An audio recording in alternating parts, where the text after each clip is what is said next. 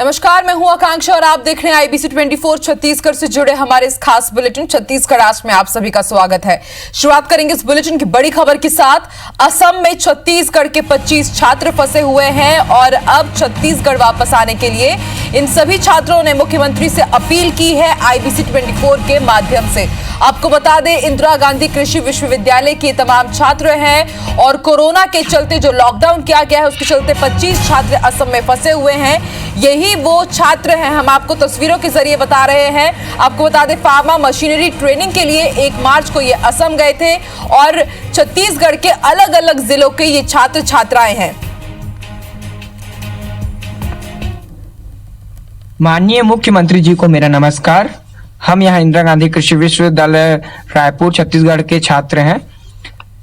हम यहाँ 25 student academic training के लिए north eastern region farm machinery training and testing institute Biswanath Chariali Assam आए हुए हैं, जो कि 1 मार्च से 27 मार्च तक था, जो पूरा हो चुका है। परंतु लॉकडाउन की वजह से हम लोग घर नहीं जा पाए। अतः आपसे आग्रह है कि आप हम सबको यहाँ से सुरक्षित हमारे घर पहुँचाने की कृपा करें। हमारे घर पहुंचाने की कृपा। चलिए और ज्यादा जानकारी के लिए बात करेंगे हमारे सहयोगी विनय वर्मा से। विनय, असम में छत्तीसगढ़ के छात्र फंसे हुए हैं और IBC 24 के जरिए वो अपील कर रहे हैं कि सरकार उनको वापस लाने के लिए भी बंदोबस्त करे, और क्या कुछ अपडेट है इस खबर पर? देखिए, ये जो छात्र हैं, ये इनमें से 9 लड़कियां हैं और 16 छात्र हैं और ये सभी फार्मा मशीनरी ट्रेनिंग के लिए असम गए हुए थे। ठीक है विनय, आप हमारे साथ बने रहिए। इस वक्त हमारे साथ वही जो छात्र फंसे हुए हैं, प्रकाश देवांगन इस वक्त हमारे साथ जुड़े हुए हैं। स्वागत है आपका प्रकाश। बताइए, क्या कुछ तकलीफ आपको असम में हो रही है और राज्य सरकार से आप क्या कुछ अपील करना चाहते हैं?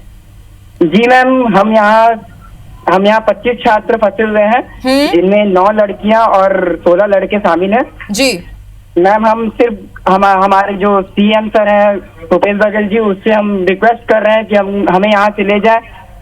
हमारे घर से बहुत ही इतना चिंता होता है, हमारे घर में प्रॉब्लम होता है। हम इतने बता नहीं पा रहे हैं कि हम किस प्रॉब्लम में हैं। हमारी इंस्टीट्यूट हमारा ख्याल रख रही है, बस हमें रहने खाने की व्यवस्था दे रही है और हमारी गवर्नमेंट से हम अपील कर रहे हैं कि हमें यहाँ से ले जाए। प्रकाश, आपने जब IBC 24 के जरिए अपील की, उसके बाद क्या आप तक किसी का फोन पहुंचा या कुछ कार्रवाई की बात कही गई? या जी मैम, कोई कार्रवाई नहीं, कोई बात नहीं हुई है हमसे। हम रोज ट्वीट कर रहे हैं हमारे CM को। हमने उनको मेल भी किया हमारा वीडियो। हमने बहुत ही हम हर जगह प्रयास कर रहे हैं कि हमारी बात CM तक पहुंचे, बट वो पहुंच नहीं पा रही है हमारी बातें।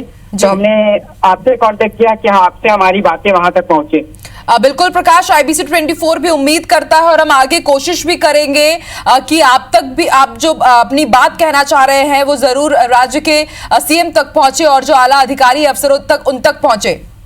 शुक्रिया प्रकाश, और कोशिश हम जरूर करते रहेंगे आप तक आपकी आवाज आगे तक पहुंचाने के लिए। विनय, आपने सुना प्रकाश से हम बात कर रहे थे, असम में ही ये फंसे हुए हैं छात्र। क्या लगता है आपको? हमने खबर दिखाई, अब उसके बाद कुछ कार्रवाई होगी, इनको लाने की व्यवस्था की जाएगी? देखिए, बड़ी बात है कि कहीं न कहीं अगर ये हमसे संपर्क करते हैं तो भरोसा है, उनको ये पता है कि IBC के माध्यम से जो जिम्मेदार शासन है, प्रशासन है और सरकार है, वहां तक बात पहुंचेगी। और जिस तरह से एक उनको सरकार से भी उम्मीद है कि जिस तरह से अन्य राज्यों से मजदूरों को, छात्रों को वापस लाया जा रहा है, कहीं न कहीं इनकी मदद होगी। तो सरकार भी संवेदनशीलता दिखा रही है। बार बार जहां से भी सूचना आ रही है वहां से खुद मुख्यमंत्री बात कर रहे हैं लगातार उनसे, छात्रों से, और वहां से भेज करके केंद्र से बात हो रही है और उनसे वहां से लाने के लिए सुनिश्चित किया जा रहा है कि छात्र वापस आ जाए। इस तरह से असम से भी इनको उम्मीद है और हमें भी ऐसा लग रहा है कि मुख्यमंत्री इस पर पहल जरूर करेंगे और ऐसी उनसे उम्मीद भी है। बहुत बड़ी बात है कि जो कॉलेज प्रशासन है उसके तरफ भी ध्यान देना होगा कि 27 तारीख को जब इनकी जो ट्रेनिंग है वो समाप्त होने वाली थी, 22 तारीख को पूरे देश भर में लॉकडाउन लग गया। उस दौरान लगातार ये छात्र अपने घर पे और कॉलेज जो प्रबंधन है उनसे संपर्क कर रहे थे, तो पहले उनसे वहीं रखने के लिए कहा गया। उसके बाद में अब प्रबंधन जो है वो फोन नहीं तक उठा रहा है इनका, तो इनको काफी वहां पर दिक्कत हो रही है। किस तरह से खाने की इनकी व्यवस्था हो पा रही है? बच्चे खुद से अपने मेस में जाकर खाना बनवाते हैं और अपना जो जीवन यापन है वो कर रहे हैं, लेकिन कॉलेज प्रबंधन ध्यान नहीं दे रहा है, इंदिरा गांधी विश्वविद्यालय प्रबंधन ध्यान नहीं दे रहा है। तो बिल्कुल वहां पे बिल्कुल ये छात्र परेशान है और ये हमसे कई जगह संपर्क करने के बाद में ये हमसे संपर्क किए हैं और हमसे चाह रहे हैं कि उम्मीद कर रहे हैं कि हमसे इनको सहायता मिले और सरकार से भी बात होती वहां से इनको सहायता मिले और ये वापस आ सके। ठीक है विनय, शुक्रिया पूरी बातचीत के लिए, जानकारी के लिए। तो एक्सक्लूसिव तस्वीरें हम आपको दिखा रहे हैं आईबीसी 24 के जरिए। छत्तीसगढ़ सरकार से छत्तीसगढ़ के मुख्यमंत्री भूपेश बघेल से अपील की इन तमाम छात्रों ने कि बड़ी मुश्किल से ये असम में अपना गुजारा कर रहे हैं और इनको भी अब राज्य वापस लाने की व्यवस्था की जाए सरकार की तरफ से।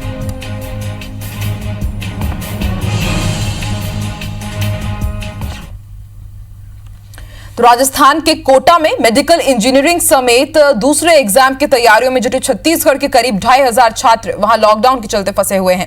इन छात्रों को अब वहां से निकालकर प्रदेश लाने के लिए राज्य सरकार ने 75 बसें रवाना की है।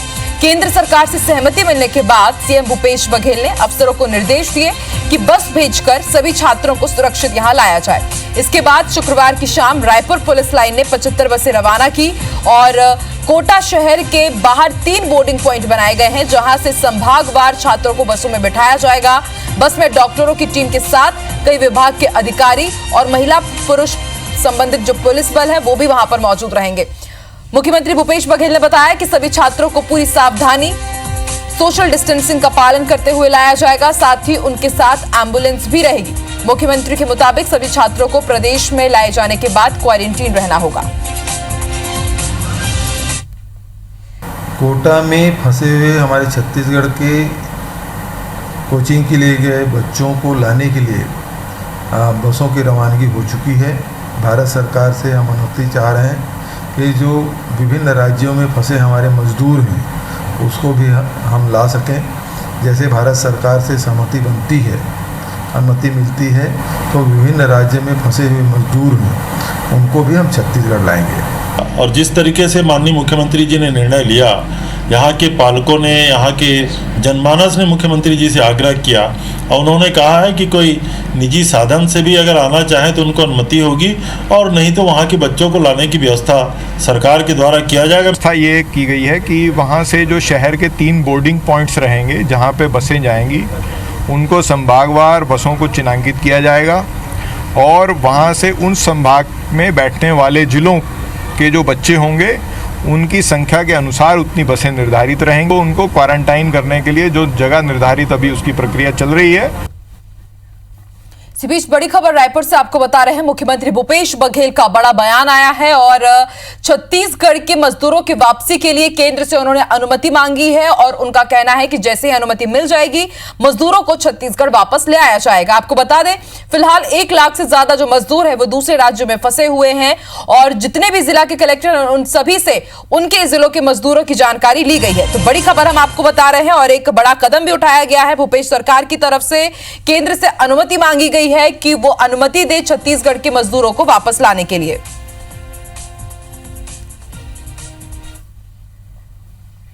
विभिन्न राज्यों में फंसे हमारे मजदूर हैं उसको भी हम ला सकें। जैसे भारत सरकार से सहमति बनती है, अनुमति मिलती है, तो विभिन्न राज्य में फंसे हुए मजदूर हैं उनको भी हम छत्तीसगढ़ लाएंगे। जो मजदूर जो फंसे हैं वो उनके संख्या लगभग 1 लाख से अधिक है। अभी तक के हमारे पास जो जानकारी है वो 1 लाख की है, ये और भी बढ़ सकता है। तो अधिकारियों को हमने निर्देशित किया है कि विभिन्न राज्यों में फंसे हुए जो मजदूर हैं उनकी जानकारी, डिटेल जानकारी वो ले ताकि उनको समय पर मदद की जा सके। चलिए और ज्यादा जानकारी के लिए बात करेंगे हमारे सहयोगी सौरभ सिंह परिहार से। सौरभ, सीएम भूपेश बघेल की एक पहल, उन्होंने केंद्र से अनुमति मांगी है कि छत्तीसगढ़ के जो मजदूर दूसरे राज्यों में फंसे हैं उनको वापस लाने की अनुमति दी जाए। जी बिल्कुल, देखिए मुख्यमंत्री भूपेश बघेल परसों जब गृह मंत्री अमित शाह से फोन वार्ता में उन्होंने यह मांग की थी कि जो छत्तीसगढ़ के मजदूर जो बाहर दूसरे राज्यों में फंसे हैं उनको भी जो है छत्तीसगढ़ राज्य में लाया जा सके, इसकी अनुमति जो है गृह मंत्रालय दे। इसको लेकर जो है काफी देर तक चर्चा हुई थी अमित शाह और मुख्यमंत्री भूपेश बघेल के बीच, और आज अंततः मुख्यमंत्री भूपेश बघेल ने अपने एक बयान में कहा है कि हम मजदूरों को भी लाने के लिए प्रयासरत है और भारत सरकार से इसके लिए अनुमति मांगी गई है। उन्होंने बताया कि जिस तरीके से कोटा में लगभग 2500 से ज्यादा स्टूडेंट के लिए लगभग 75 बसें रवाना की गई है, उसी तरीके से लगभग 1 लाख मजदूर जो है 22 राज्यों में फंसे हुए हैं, उन्हें लाने के लिए छत्तीसगढ़ की सरकार ने केंद्र से अनुमति मांगी गई है। उन्होंने यह भी कहा कि संभव है कि अगर यह स्थिति बने तो छत्तीसगढ़ में मजदूर जो फंसे हुए उन्हें लाया जाएगा। जी शुक्रिया सौरभ पूरी जानकारी के लिए। अगली बड़ी खबर भी सीएम भूपेश बघेल से ही जुड़ी हुई है। उपराष्ट्रपति ने सीएम भूपेश बघेल से चर्चा की है और फोन पर उनसे बातचीत की गई है। मनरेगा कार्यों से गांव में उन्नत कृषि पर ये बात की गई है। तो बड़ी खबर हम आपको बता रहे हैं, उपराष्ट्रपति वेंकैया नायडू ने सीएम भूपेश बघेल से फोन पर चर्चा की है। मनरेगा से जुड़ी ये बातचीत हुई है और उन्होंने ये कहा है कि मनरेगा कार्य से जितने भी लोग जुड़े हुए, मजदूर जुड़े हैं, उन्नत कृषि पर यह बातचीत की गई है।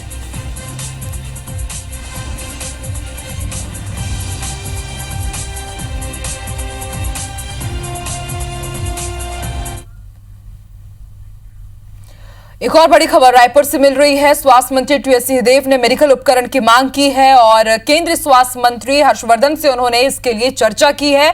आपको बता दें, लगातार कोरोना को लेकर के छत्तीसगढ़ सरकार बेहद महत्वपूर्ण रणनीति बना रही है और अब वीडियो कॉन्फ्रेंसिंग के जरिए मास्क, वेंटिलेटर के साथ ही मेडिकल उपकरण की मांग की गई है और इसके साथ ही राज्य की जो लैबोरेटरी है उसको भी अपडेट करवाया जाए, इस तरह की मांग रखी गई है स्वास्थ्य मंत्री टीएस सिंहदेव की तरफ से। केंद्रीय स्वास्थ्य मंत्री हर्षवर्धन के सामने फोन पर उन्होंने बात की वीडियो कॉन्फ्रेंसिंग के जरिए और ये महत्वपूर्ण मांग रखी है केंद्र से मेडिकल उपकरण की।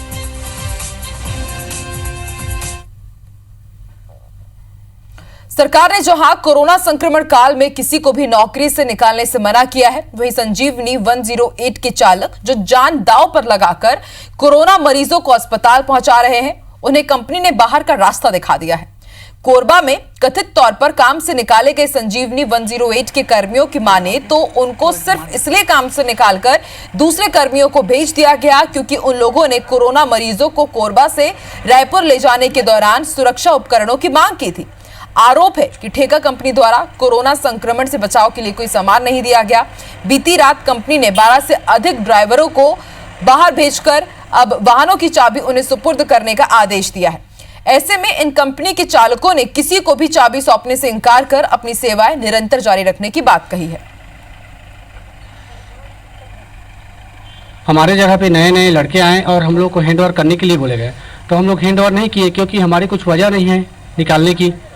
ना हम काम नहीं करेंगे ऐसा तो बोल नहीं रहे, हम सिर्फ यही बोल रहे हैं कि कोरोना जो बीमारी है उसके मुताबिक हमें सुरक्षा प्रदान किया जाए। एक भी एम्बुलेंस में अभी ग्लव्स नहीं है, मास्क नहीं है और इस तरह से हम लोग 24 घंटे ड्यूटी करते रहते हैं। 24 घंटे मतलब इन्फेक्शन में रह रहे हैं, फिर भी हम लोग को ये कोरोना और जो आया है उसके लिए केस करने के लिए बोला जा रहा है। सुविधाएं सभी थी, ऐसा नहीं कि सुविधा नहीं हो रही थी, क्योंकि अभी तक से कोरबा डिस्ट्रिक्ट से कोरोना कई केसेस गए हैं कोरोना के। ये सभी हमारे 108 कर्मचारियों ने ही किया है।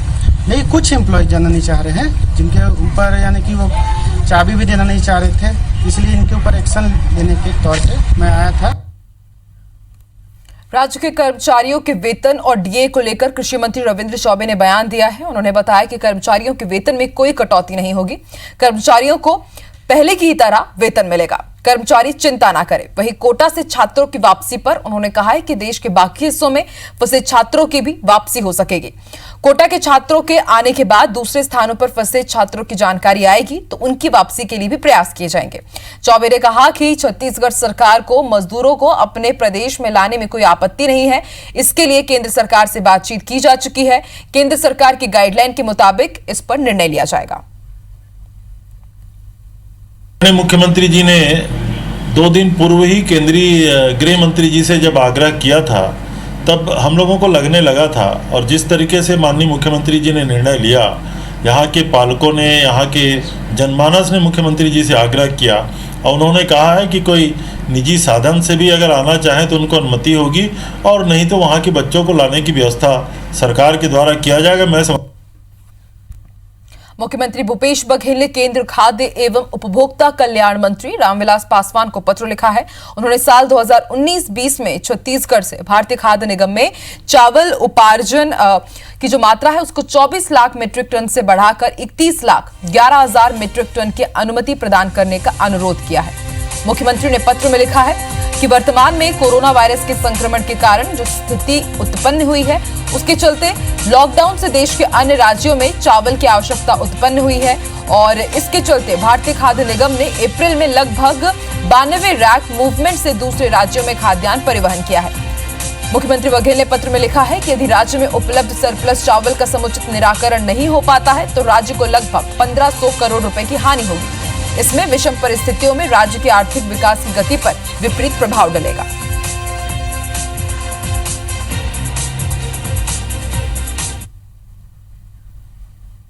कोरोना संक्रमण के बीच प्रधानमंत्री नरेंद्र मोदी लगातार पार्टी के वरिष्ठ कार्यकर्ताओं से फोन कर रहे हैं और उनसे बातचीत करके उनका हालचाल जान रहे हैं। इसी क्रम में आज पीएम मोदी ने अंबिकापुर के जनसंघ के समय के कार्यकर्ता और वरिष्ठ भाजपा नेता पीआर कश्यप से फोन पर बातचीत की और उनका हालचाल जाना। पीएम मोदी से बात करके पीआर कश्यप और उनका परिवार बेहद उत्साहित नजर आया। इस दौरान कश्यप ने कहा कि मोदी ने उनका हालचाल तो जाना ही, साथ ही साथ उनको खुद का ख्याल रखने की भी बात कही।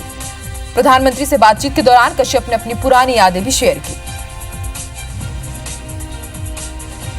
मैं बहुत प्रसन्न हुआ और मैं अपने जीवन को सफल माना और मैं आज बहुत ही गदगद हूँ। मेरे परिवार के लोग बहुत प्रसन्न हैं कि पीएम जो है मैंने इतने 135 करोड़ जनता के बीच में मेरे को सेलेक्ट करके मेरे से बात किए। मेरा जो आज तक के जो बिल्कुल देश के लिए मैं काम किया वो मेरे सफलता मिली। छत्तीसगढ़ का एकमात्र पत्रकारिता विश्वविद्यालय लगातार विवादों से घिरता जा रहा है। शुरुआत में यूनिवर्सिटी के नाम पर पूर्व मुख्यमंत्री अजीत जोगी की आपत्ति के बाद भी भाजपा नेता के नाम पर नामकरण किया गया। भाजपा शासनकाल में संघ समर्थक विचारधारा के लोगों की प्रोफेसर, कुलपति, शोध पीठों में नियुक्तियों की गई। रमन सिंह के कार्यकाल में सवाल उठते रहे कि शोध पीठों का क्या औचित्य है, उनमें नियुक्त लोगों की उपयोगिता, विद्यार्थियों को होने वाले लाभ और नियुक्त लोगों के वेतन भत्तों की सार्थकता क्या होगी, इस पर भी सवाल उठते रहे।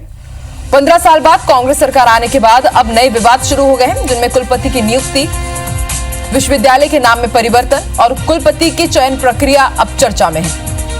इस बीच शोध पीठ में राजनीतिक रूप से सक्रिय एक्टिविस्ट और सोशल मीडिया में अभियान चलाने वाले भी अब नियुक्ति पा गए हैं। शोध पीठों की उपयोगिता और उनमें हुई नियुक्तियों पर शिक्षा जगत के लोग अब सवाल खड़े कर रहे हैं।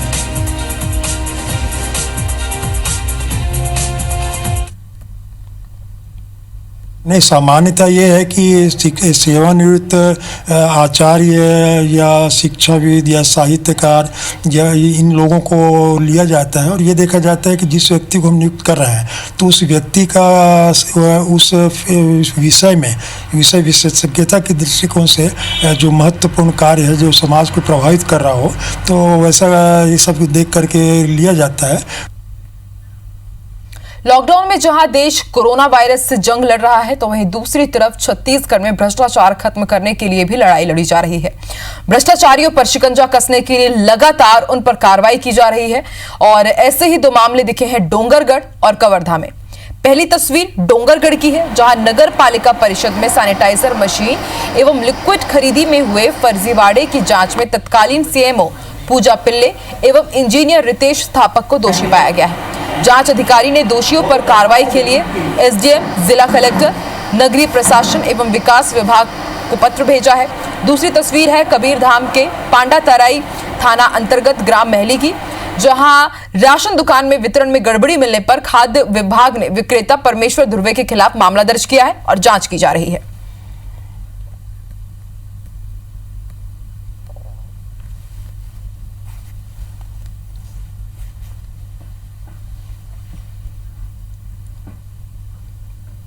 और 3 मशीन की खरीदी की गई है जो 69,000 की होती है और 69,000 में खरीदी की गई है और मार्केट के हिसाब से 12,000 को इसका कीमत है। मात्र मुख्य नगर पालिका अधिकारी है पूजा पिल्ले और इंजीनियर है रितेश स्थापा, ये दोनों के द्वारा किया गया है। वो दोनों दोषी खाद्य निरीक्षक द्वारा जांच किया गया, जिसमें 90 कुंटल चावल, 3 कुंटल शक्कर और 3 कुंटल नमक की कमी पाई गई है।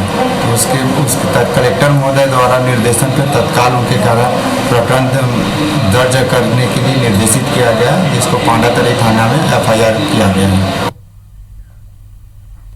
कोरोना का हॉटस्पॉट बन चुके कोरबा के हालात अब काबू में आने शुरू हो गए हैं। यहां प्रभावित इलाकों के साथ साथ अन्य इलाकों की भी रैपिड और रैंडम सैंपलिंग की गई है। राहत की बात यह है कि अब तक हुई करीब 3400 सैंपलिंग में कटघोरा के 27 को छोड़कर बाकी सभी सैंपल की रिपोर्ट नेगेटिव आई है। रेड जोन में शामिल कटघोरा के कंटोनमेंट एरिया में अभी 28 दिनों तक कंप्लीट लॉकडाउन रहेगा। कोरोना की जंग में मुकाबला कर रहे योद्धाओं की अब कोरोना सैंपलिंग की जा रही है। प्रशासन ने संक्रमण की पहचान काफी पहले करते हुए उसे कटघोरा के मस्जिद पारा के 100 मीटर के दायरे में ही समेट दिया। 600 से अधिक लोगों की टीम यहां पर लगी हुई है। कटघोरा के लगभग 5000 घरों तक उनकी जरूरत का सामान पहुंचाया जा रहा है। दवाई, राशन सहित सब्जी की आपूर्ति अब भी जारी है। पुलिस भी 7 ड्रोन के जरिए लगातार नजर बनाए हुए है। रेड जोन में शामिल कोरबा जिले के कंटोनमेंट एरिया को आने वाले 28 दिनों तक छूट नहीं मिलेगी। 28 दिन बाद कोई केस नहीं आया तो कटघोरा येलो जोन में शामिल होगा। इसके 14 दिनों बाद उसे ग्रीन जोन में शामिल किया जाएगा, अगर तब तक कोई नया केस नहीं आता है तो। 28 छोड़कर के बाकी सभी के रिपोर्ट्स नेगेटिव हैं और सभी प्रकार के प्राइमरी सेकेंडरी कॉन्टैक्ट्स को हम लोग ट्रेस कर रहे हैं और सभी को हम लोग सैंपल कर रहे हैं, और ताकि किसी भी प्रकार की कोई शक की गुंजाइश ना रहे और किसी प्रकार की कोई चेन इंटरनली ना बनी हो, उसको हम ब्रेक करने के लिए पूरा कोशिश कर रहे हैं। शहर के हालात अभी काबू में है। अभी हमने पूरा दौरा किया है जो कोर जोन है उसका, जिसमें 3, 10, 11 वार्ड, उसके आसपास के जो बफर जोन के वार्ड्स हैं वहाँ पे भी हम लोग अंदर की गलियों में जाके देखे थे। सुरक्षा व्यवस्था एकदम दुरुस्त है, किसी भी तरह की मूवमेंट इन वार्ड्स के अंदर नहीं पाई गई है और इसी तरह की व्यवस्था बनाए रखने के निर्देश दिए गए हैं। तेलंगाना के पेलूर से मजदूरी कर 100 किलोमीटर पैदल सफर करते हुए अपने घर लौट रही 12 साल की मासूम जमलो की मौत ने हर किसी को स्तब्ध कर दिया है। कई सवाल भी उठे तो कई लोगों ने मदद को हाथ भी बढ़ाए। अब राजस्थान से बीजेपी सांसद किरोड़ीमल मीणा ने अपने 1 महीने का वेतन 1 लाख रुपए जमलो के पिता आंदो के खाते में जमा करवा दिया है। राजस्थान से राज्यसभा के बीजेपी सांसद डॉक्टर किरोड़ीमल मीणा ने इस घटना से खुद को काफी व्यथित महसूस किया और उन्होंने मदद के लिए ये फैसला लिया। इधर बस्तर सांसद दीपक वैज ने परिवार को सरकार की तरफ से सहायता की बात कही, साथ ही लोगों से अपील की है कि वो पैदल आने की कोशिश ना करें। गरीब परिवार को मैंने तय किया कि जिसकी हालत इतनी खराब है कि अपने खुद के राज्य को छत्तीसगढ़ को छोड़कर दूसरे राज्य में जाकर मजदूरी करे, मैं उसकी मदद करूं। तो मैंने मेरे पूरे 1 महीने की जो वेतन है उस मृतका के परिवार को, आदिवासी परिवार को दे दिया है और इससे मैं अपने आप को बड़ा संतोष महसूस हो रहा है कि मैंने गरीब की मदद की। माननीय मुख्यमंत्री भूपेश बघेल जी ने भी इस मामले को गंभीरता से लिए और उन्होंने भी अपने स्वेच्छानुदान मद से बच्ची को 5 लाख रुपए का मदद दिए हैं। अपील करूंगा कि जो भी बाहर प्रदेशों में है, छात्र छात्राएं हो या मजदूर हो, आप पैदल आने का रास्ता न बनाएं, क्योंकि कुछ दिन और इंतज़ार करें।